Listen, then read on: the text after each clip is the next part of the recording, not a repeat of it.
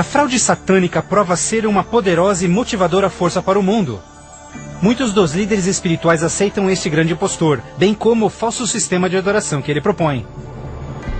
Com a intensificação das calamidades, líderes religiosos creem que o tempo não mais pode ser desperdiçado em convencer o mundo a aderir às doutrinas desse Messias contraventor. Aqui está a paciência dos santos. Aqui estão aqueles que guardam os mandamentos de Deus e a fé de Jesus. Nem todos serão enganados. Poucos serão aqueles que entenderão que a Bíblia havia alertado sobre esse incrível enganador. E eles sabem que o objetivo deste falso Messias é desviar o povo dos mandamentos de Deus. Mas essa não é a primeira vez que Satanás se apresenta como anjo de luz. Quando Jesus foi tentado no deserto, Satanás apareceu a ele disfarçado como glorioso mensageiro de Deus. Mas o inimigo de Deus se revelou quando tentou a Jesus em desobedecer a palavra de Deus. Portanto, mais uma vez, usando a mesma tática, o mal tenta enganar o mundo a desobedecer a lei de Deus. Ninguém pode servir a dois senhores, pois odiará um e amará o outro, ou será leal a um e desprezará ao outro. O mundo chegou a um momento decisivo em sua história.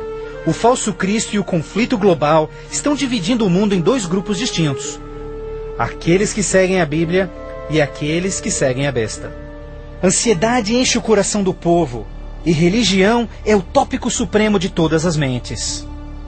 Entrevistas no rádio e TV, bem como nas cortes em debates, os verdadeiros seguidores de Deus serão levados diante os líderes mundiais. Ali apresentarão poderosas e eloquentes razões bíblicas para sua oposição, onde o falso sistema de adoração foi apresentado ao mundo. Os mandamentos de Deus e o que constitui a verdadeira adoração estarão ao centro de cada discussão. Movidos pelo poder do Santo Espírito, compelidos pelo argumento bíblico dos servos de Deus, milhares em todo o mundo converter-se-ão desde suas igrejas sem vida e se posicionarão junto aos impopulares, mas verdadeiros seguidores de Jesus. O que nos resta? Devemos obedecer a Deus ou ao homem, à tradição popular ou à Escritura, dividindo assim o mundo inteiro em dois grupos. De um lado, aqueles que receberam o selo de Deus, e do outro lado, aqueles que receberam o sinal da besta. Aquele que é injusto, siga sendo injusto. Aquele que é sujo, que siga sendo sujo. Aquele que é justo, que siga sendo justo. E aquele que é santo, que siga sendo santo. Este texto de Apocalipse antecede o próximo evento em que todo homem, mulher e criança fará sua final decisão, a favor ou contra Cristo. Ao lado de Deus estão aqueles que em fé observaram sua palavra, mesmo diante oposição. No outro lado, aqueles que escolheram a religião de tradições humanas. Assim como as portas da Arca de Noé fecharam-se instantes antes do dilúvio, a porta da graça será finalmente fechada para o mundo, e a graça de Deus não estará mais disponível para os perdidos. A segunda vinda de Cristo é iminente, mas primeiro, o mundo terá de atravessar as mais devastadoras pragas que jamais sobrevieram sobre a humanidade. Ouvi então uma voz vinda do templo dizendo aos 7 anjos: Vai e derrama sobre os povos as 7 taças da ira de Deus. O primeiro foi e derramou a sua taça sobre os povos, e se viu uma ferida feia e dolorosa nos homens que tinham o sinal da besta e que adoravam a sua imagem.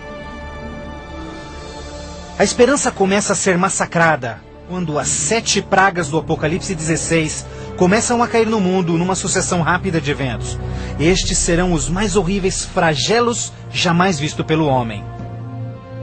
A primeira praga será extremamente dolorosa e provocará desmaios e agonizante sofrimento aos perdidos.